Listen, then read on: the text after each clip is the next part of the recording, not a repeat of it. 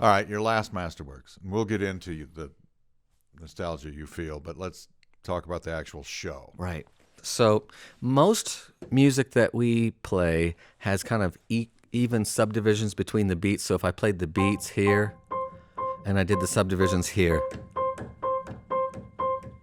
they're always even. So, and usually measures have like even numbers of beats in a bar. So it's, 4, 1 and 2 and 3 and 4 and 1 and 2 and 3 and 4 and.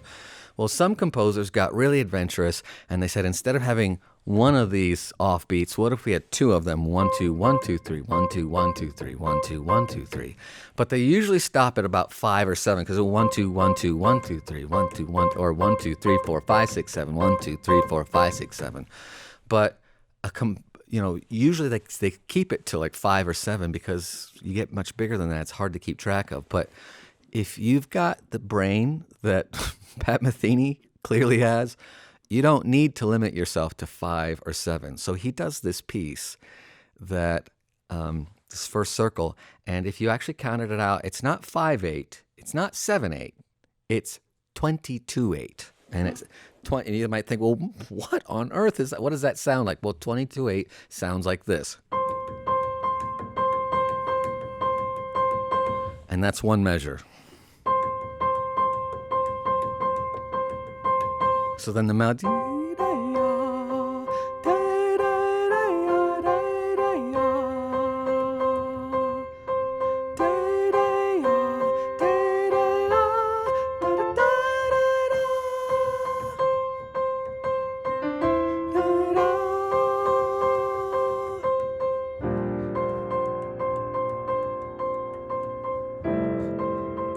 So then he goes on, and when he gets to a spot where now he's kind of improvising a little bit, here he tries to make sure it's really clear where the beats are. But now when he starts improvising, he and the other players are sophisticated enough to know where the beats are, but they don't need to make them so audible.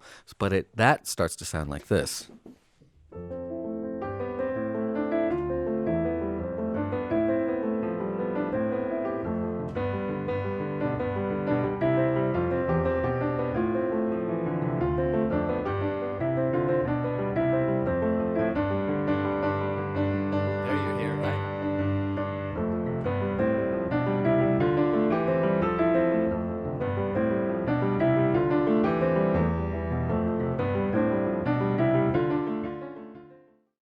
How on earth do you conduct something with 22 beats a bar? So, just math. If we wanted to say, well, what is 22/8 equivalent to? Divide both of them by 2.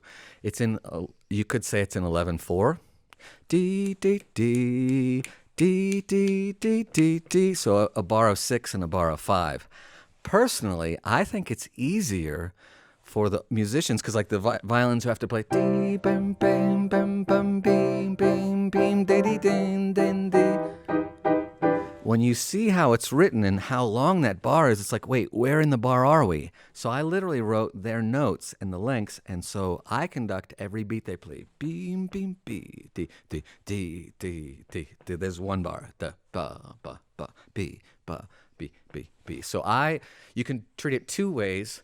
Conduct it straight and play it like it's syncopation. Beam, beam, beam, deep, deep, deep, deep, deep, deep. Or you can conduct it what we call asymmetric, meaning the beats aren't all the same length. Personally, I think it's easier for the musicians, and I feel like I'm participating more when I conduct the asymmetry. Beam, beam, beam, beam, beam. 1 2 3 1 2 3 1 2 1 2. Short, long, short, long, short, short, long, long, short, short. So I conduct it in those asymmetric patterns. Otherwise, you're like a click track or something. Yeah.